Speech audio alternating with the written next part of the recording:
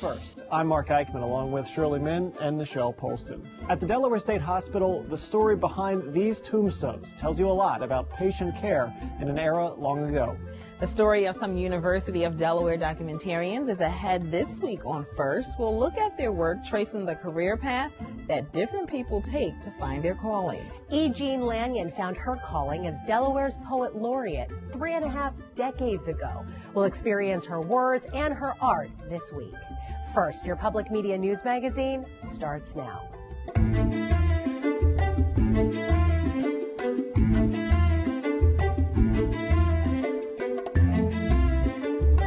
42 million Americans suffer from a mental illness, according to a 2014 study by the U.S. Substance and Mental Health Administration.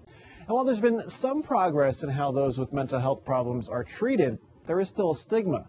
This week's First Look visits a Delaware cemetery that shows a picture of how that stigma is changing.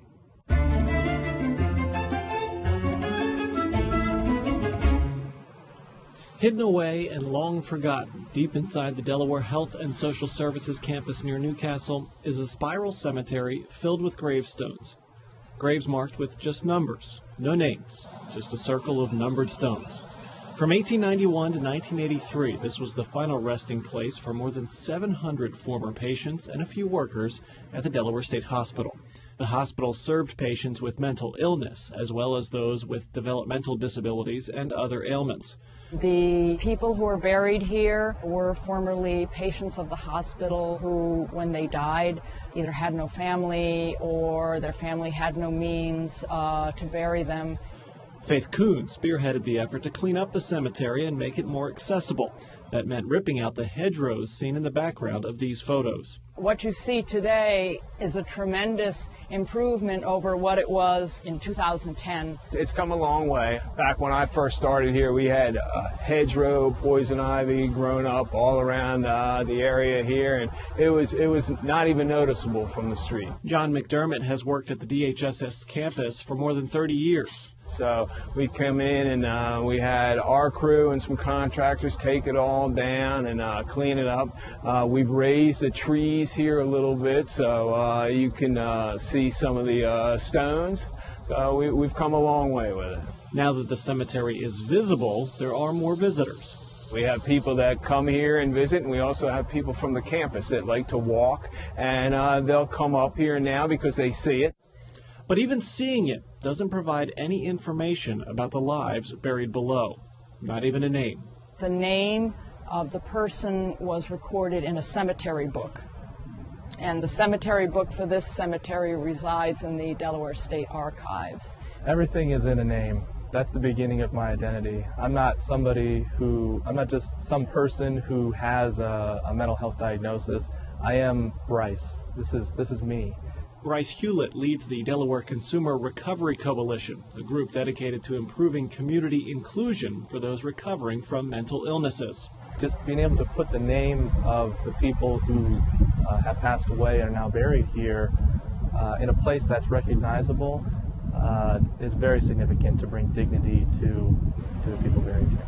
We believe that this is a very important statement that people who lived with mental illness and who suffered under the stigma of mental illness, this is in honor of them. His legal team declared Holmes mentally ill, laying the base for an insanity defense. It saddens me sometimes that the only time mental health gets attention in the news is when there's some major tragedy. But statistics show that people with mental health diagnoses are far less likely to be perpetrators of violence than they are to be victims of violence. Next year, a monument listing all the names of those buried will be placed on the edge of the cemetery. That monument will be sculpted in part by those recovering from mental illness. It'll be a well-built structure by the folks at the Creative Vision Factory who have a lot of experience in creating monuments like this. This will be something that many of us in our community can always point to and say, you're not forgotten. In addition to the monument, there are also plans for a historical marker at the site. There are 2 Civil War veterans buried here. One was a patient in the hospital and one was an employee. There's also a veteran of the Spanish-American War buried here. There is a second Pottersfield Cemetery on the campus where indigent Delawareans who didn't have any family to provide for a burial elsewhere. A monument in memory of those buried there was erected at that cemetery last year. The monument at the Spiral Cemetery is scheduled to be unveiled next spring. There's also plans for a historical marker to provide some more detail on the history of both the cemetery and the Delaware State Hospital through research work at the University of Delaware. Coming up on First, a conversation with two University of Delaware students who produced class documentaries on two very timely topics. And meet Delaware's poet laureate. You hear her words and see her art later in First Experience.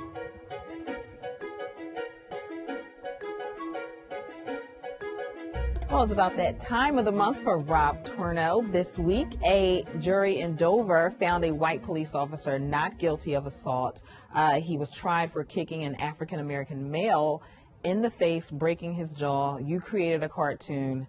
Tell me a little bit about that in your opinion. Well, after the verdict was released, I saw a lot of commentary online where people were kind of upset that they were reporting that it was a white cop and a black suspect. You know, they thought it doesn't matter that it's a white cop. And to me, it definitely matters. You know, there's this narrative around the country that police officers are abusing their power, and black communities in a lot of these metro areas feel slighted by the police. Dover's no exception. You have a city that has 42% African American, where the police, 82% of them are white. You know, it's just this disproportionate number. So when things like this happen, race does matter. And that's sort of what I wanted to get across in my cartoon. This definitely affects, would you say, community relations? Yeah, I mean, definitely. You know, you have a cop who, watching the video, at least my take is, it was an extraordinary abuse of power. But he got off. So when you have police bragging about the fact that he got off, the head of the fraternal order of the police said the police feel supported by this decision. Well, yeah. How does the community feel? You know, the community's paying your salary. Do they feel supported that this cop is getting off and is probably going to get his job and is probably going to get back pay? I sort of doubt it. Well, thank you for raising that issue. As always, we enjoy having Rob. That's Rob Tourneau. He expresses his opinions through the pages of newsworks.org. Check them out and follow him on Twitter at Rob Tourneau. Thanks again, Rob. No sweat.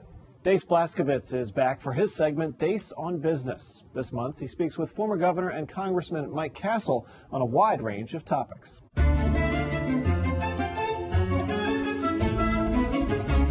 Welcome to the segment, Mike Castle. Thank you, Dace. Pleased to be here. You spent a lifetime, a career in Delaware politics. What was your favorite job? Well, without a question, it was being governor of Delaware. I had occasion just the other night to go down to the governor's house, and there's a governor's book that former Senator Roger Martin had written, and it was a big celebration, and it was fun. It was fun to see the governors or whatever, but you realize that that is the person who can set the agenda, make decisions, and to some degree enforce the agenda as far as government in Delaware is concerned. And it was a pleasurable and a great job. And I think you talk to anybody who's been in Congress and has been governor of a state, and they'll tell you governor's the best job. Careful what you wish for. I'm going to make you hypothetically governor again, and I'm also going to put you in a time machine and take you back to June 2015. Arguably, the budget process in the state of Delaware was, call it a circus, if you would. What would Governor Castle have done? Well, first of all, it is not just Governor Castle or any governor, anybody. It's a function of the governor and the legislature working together in terms of what they have to do. But as governor, we always started immediately when the budget was passed and the new fiscal year began with the whole concept of what could we do. We followed DFAC carefully. If there started to be a reduction in revenue or our expenditures were too high, we would do everything in our power to bring things more into line. So it's what you do and how you manage as you go along. But Delaware has some significant problems right now. And the estate money is going to dry up to a great degree here in the near future. The revenues are down. We don't have the MBNAs and the higher paid executives in town anymore. There's been a reduction in some of the high level employment. So that's a significant issue. That means that Delaware needs to look at how it can reduce expenditures and whatever else it can do to bring in more revenues to make sure that we're making the budget balanced as we're required to do. And stay as governor, hypothetical governor, just a minute. And let me fast forward to June of 2016. Rumor has it the state budget-wise will be short $200 to $300 million. Again, hypothetically, you're governor. What does Governor Castle do? Well, first of all, I'd be doing it right now. I mean, I'd be looking at the various shifts you can make to reduce that $200 to $300 million to something more manageable if you can. Secondly, I think that we need to consider, perhaps stronger expenditure reductions. Keep the state budget in line as we can. There are perhaps some fee increases and things that could be done to bring more revenue in. I'm not following that as closely as I did at one time, so I couldn't tell you what, but there may be areas in which something that could be done that would not be harmful to individual members of the public. I was a great believer in reducing fees and taxes where possible, but occasionally you have to make sure you're dealing with your budget problems too. Delaware demographically has changed dramatically over the last generation, so much so Delaware these days, if I remember right, is the 6th most left-leaning state. Given that backdrop, Mike Castle, can a Republican win? Sure. I was just looking at some, Roger Martin's governor's book, and in my second election, I got 71% of the vote. I always had high percentages in terms of how I did, but the best example is not that. It's Ken Simpler, who's now the Republican state treasurer, who is the most qualified person probably ever to be state treasurer in the state of Delaware. And that kind of candidate who the Republican Party finds and backs and runs can actually win. And I will tell you that a Ken Simpler can win for a higher office when the time comes for him to do that. So Republicans can win, but Republicans aren't going to win unless they can appeal to Democrats and independents as well as Republicans. You're not going to win it running as just a pure Republican and nothing else. It just isn't going to work. Last question. Handicap the current Republican presidential candidates. Well, it's very hard to do. I am not supportive of Donald Trump at this point. I'm not supportive of Ted Cruz at this point. They are, in my judgment, a little bit off center in terms of where they're going and ability to manage. I think that John Kasich is the most qualified person running, but I think that Marco Rubio is the one who's most likely to be able to get elected. I happen to like Chris Christie. He happens to be a University of Delaware graduate, which is fun, but he's not far enough up, I think, to be considered as a viable candidate at this point. So, it comes down to Rubio and Jeb Bush. I love the Bush family, especially his father, and would have been very supportive of him, but it's just not really caught fire, and that's a problem in an election like this. Mike Castle, it's been fun. Thanks for joining us. Thank you, Dace. Back to you. If you missed part of this interview, you can catch it online at WHYY.org/first. One note about Dace and this interview, he's been in the financial services field for nearly 40 years and is a longtime contributor to WHYY. Also, in the interest of full disclosure, he has recently taken a paid part-time assignment with the Caesar Rodney Institute as a consultant. Mike Castle is a member of the WHYY Board of Directors. We have two great first-person guests this week. Meet Sarah Ehrlich and Richard Raspa. Both are University of Delaware students, and each were part of teams that worked on student-produced documentaries for their class. Now, we featured students in this class over the years on First, but welcome, Sarah and Richie. Thanks so much for being here. Thank you for having us. Sarah, we're going to start with your team project, which was called Working for the Weekday. We're going to take a look at the clip to start us off. Okay. Singers earn some money. A teacher. A teacher? Why? Because I like to talk about stuff. Meteorologist. Really? Oh, cool. How come? I don't know why. I've just always been interested in the weather. How important is it to get a college education? 70% of Americans say it is very important, and that's as high as we have seen on that measure since we first measured it back in 1978. And that's the same Frank Newport you hear each week on Newsworks Tonight on WHYY-FM. Now, Sarah, working for the weekday, tell me what this documentary is about. Okay, so basically we had the idea of wanting to see what makes people happy and what makes people successful. And we've talked to a lot of people, and we realized that there's not just one way, there's multiple ways. So we interviewed someone that took a traditional route, you would say, go to college, and then went to grad school and then became a professor. We talked to someone who went to college thinking he wanted to go into music, realized he hated it, and came home and decided to become a brewer and has no intention of going back to college. And then we talked to someone that went to college, realized it was not for him at the time, and then decided to go and become a band manager for a while, and now realizes that he's learned a lot of skills doing that, but wants to go back to school eventually. And they all think that whatever route they have taken will ultimately give them success in the future. So 70% of adults in America saying that college is essential to, I guess, success. That's a pretty staggering statistic. Right. Is that part of what motivated you to pick this subject matter to focus on? Yeah, you see, like, people always say you have to go to college to be happy, and we just wanted to kind of show that that's not always exactly the case. There's people that don't necessarily go to college and still are perfectly happy and successful people. So we just wanted to kind of open the window for everyone to see that it's not just one way to go. Do you fall in the 70%? Yeah.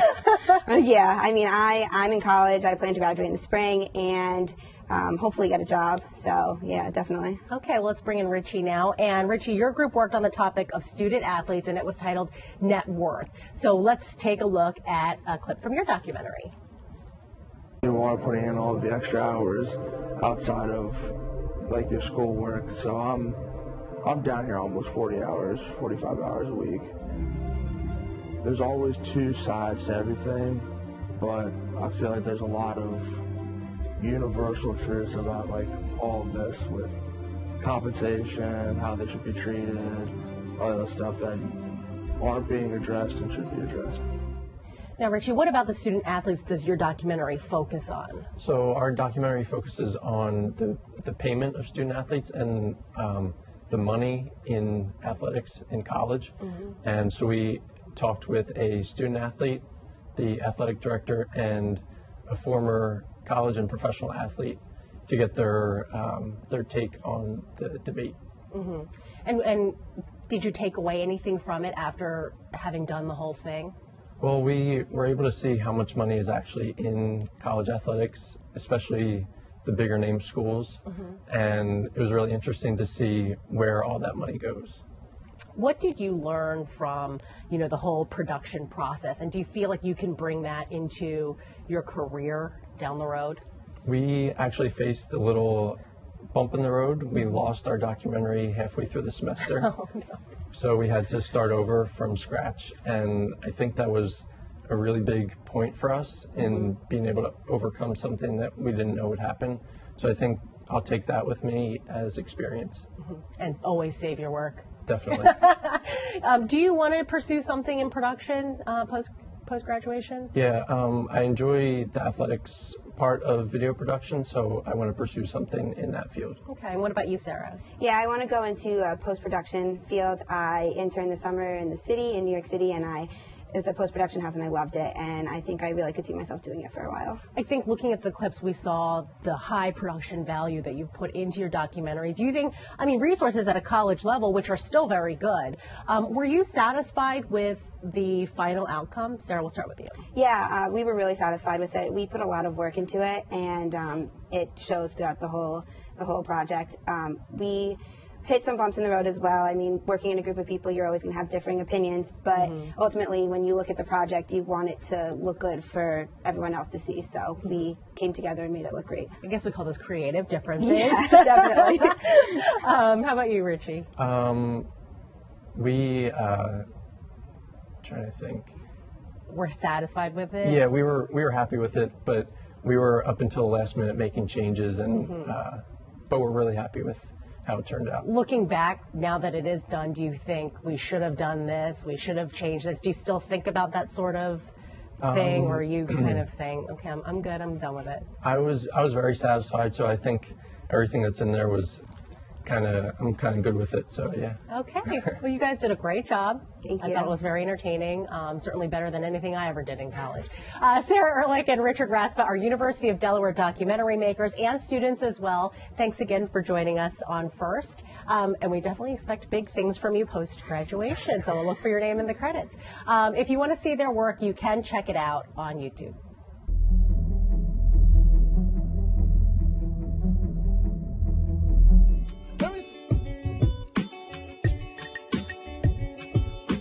What's important at the end of the day, I mean, you talk about extra benefits. I mean, certainly a scholarship is very specifically and well defined.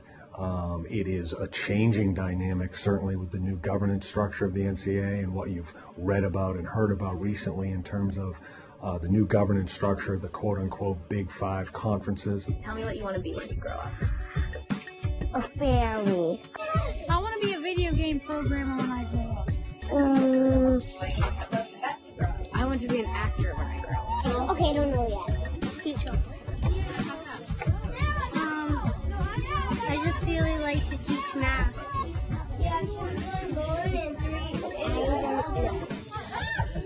I'd rather be a singer. For colleges at our level, I'd like to see, as I said earlier, a renewed focus on the student athlete. And that means not only their success on the field, but their success in the classroom, to make sure that they can get the major of choice. And sometimes we've set this up where it's a little difficult to do. We have geographically dispersed conferences where they're on planes or trains a lot. I think we need to start to create some consolidation at our level, geographic consolidation, so students aren't away from campus so much, so they can get that degree that involves a lab, that involves a research project.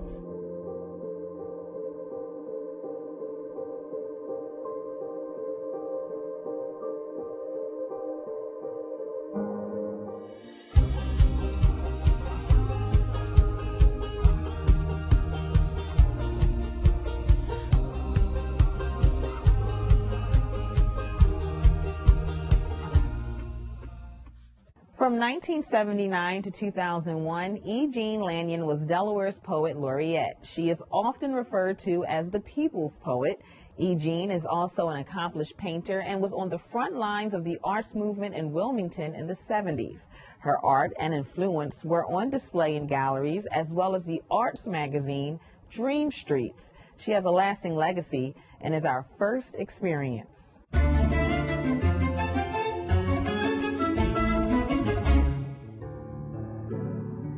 I've been drawing since I could hold a pencil.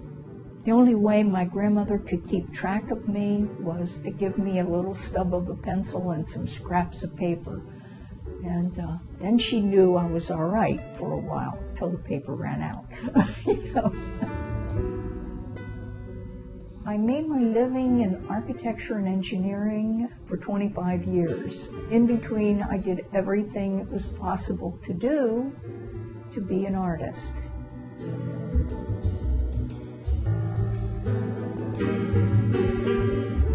I don't know why I'm just possessed or what would you call driven. If I don't paint and draw, I wither up, I get sick, I have to. Being engaged in a piece of work is probably the best part. It isn't the end product, it's the process that's so exciting because it's a challenge, because it's expression and skill. The people's poet is how other literary people think of me, and that's what they call me, because I'm not academic, and I like to be that way in my art. Clean and pure and simple and sincere. I've written poetry since I could write. To me, that's painting with words. Hope is the thing I found in the bottom of Pandora's box. She left that box to me when I was young and didn't know not to open it. I have been infected with it ever since. Adversity has never left me alone. Perhaps Pandora knew I would need hope to survive the life I had to live. The life that stuck its foot out and tripped me up at every turn. But hope kicked me in the pants every time. I could not quit, nor would hope fit back in the box. Eschaton writers were the ones who really started Dream Streets. We wanted to get our work to the public. In the 70s, it seemed that a lot of people woke up to need to do art, the need to get it out to the public. We were excited about it. We weren't thinking about we were a movement, but we wanted to be seen and heard, because that's what creativity is about. It's about communication. And for me, it was a way to communicate with other writers and other artists, have a community. Artists are a little bit like the donkey with the carrot on a string in front of it, that there's always something more to reach for. There's always some new challenge to paint.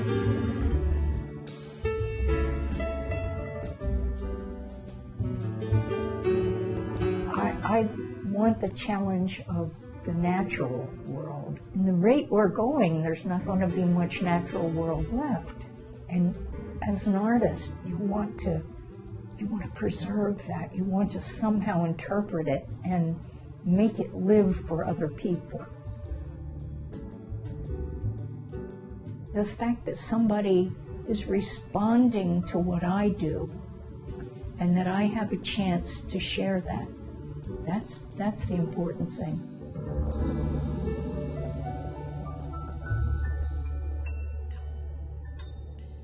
E. Jean is still working on commissioned pieces as well as teaching art in her studio. Some of E. Jean's works were recently on display at the Delaware Art Museum. Her original appointment as Poet Laureate was only supposed to be for 2 years. She's had a pretty remarkable life. Next week, we head to the Delaware Theater Company, where the Barry Levinson movie Diner has been made into a musical. And take a look at some of the finest Tiffany glass. It's now on display at Winterthur. You have to see it to believe it. And speaking of seeing things, we will be doing our whole show next week on the stage where Diner is being performed. Should be very cool. That is first for this week. We thank you for watching. For Mark Eichman and Nichelle Polston, I'm Shirley Min. Have a great week. We want them to develop as young men and women, and we want them to develop, obviously, athletically, both individually and collectively in their respective programs. And that's as high as we have seen on that measure since we first measured it back in 1978. Believe it or not, back then, in 1978, only 36% of Americans said it was very important to have a college education. So that number has zoomed. Because when the year 2020 rolls around, nearly 2/3 of all jobs in this country are going to require some form of training